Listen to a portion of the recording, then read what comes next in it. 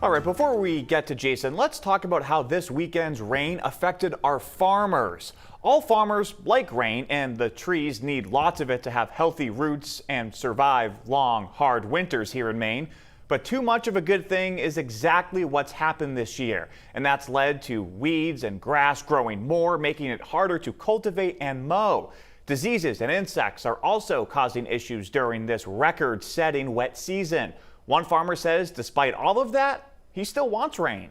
It's all about the tree going into the winter not stressed, healthy, so that way it can be go into a dormancy. If the trees and plants go into the winter stressed out because they didn't have anything to water, just like a human going to bed, you're going to go stressed, you're not going to get a good night's sleep. They're not going to get a good night's sleep through the winter, and they'll be more susceptible to getting winter damage. But the problem is we are stuck in a wet weekend pattern, and that's hurting these kinds of businesses. The Portland Jetport recorded nearly 5 inches of rain in September. It's also rained the last 2 weekends. Ideally, Aaron Libby says he would like the needed rain to be on weekdays, but sometimes that's not just how it works out.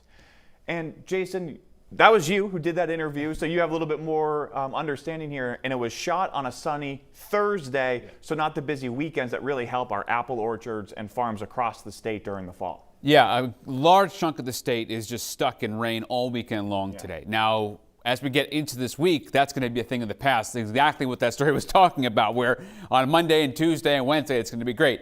In Augusta tonight, the rain is light. Showers are going to end, though, right around midnight or so, 47 degrees. So you're going to wake up tomorrow and it is going to be completely dry. Rain totals are pretty crazy. I mean, anywhere from an Eastport about ½ an inch to close to 3 inches in Acadia. Look at Bangor, 2.5. South Portland, 1.5 inches. So it really depended where you were, right? The farther south you went here and north, not a lot of rain today. You see up in the county, it's almost completely dry. Down the southern coast there, Biddeford, Wells, Kennebunk, the Berwicks. But eventually some of this is going to rotate down to you, so you won't escape a completely dry one there in southern New York County. But look at where it's been raining all day long, and it continue tonight in the hour-by-hour forecast here. But notice here as this rain goes away, by midnight, just shrinks. The dry air works in and eventually erodes all of this wetness that we've had now for days. So the wind's going to shift out of the north. That's a drying wind and a downsloping wind. It's eventually going to warm up that coastal plain on Monday. So colder up in the mountains, Rangeley 41. Along the coastline, you'll see the 50s. And if you think that's, mild or warm or better than where we were, here's when our second summer gets here. Notice as we get to the middle and latter part of the week, big old ridge here. It's like a summer pattern. Cranks up the heat. Jet stream, I call that the weather highway. And all the storms go north of us. High pressure builds and pumps in that southwesterly breeze. So here's a look at temperatures. This is Thursday afternoon, 3 o'clock.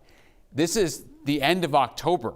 Look at this, all the way up in the county, 66, that's crazy. 70s to the southwest. Temperatures are going to be well above the average and the typical numbers this time of the year. We're talking about we should be around, typically around the 50s for highs, 40s and around 40 up north. It's going to be 60s and 70s. So don't put away the summer clothes just yet. Seas at 3 to 5 feet tomorrow.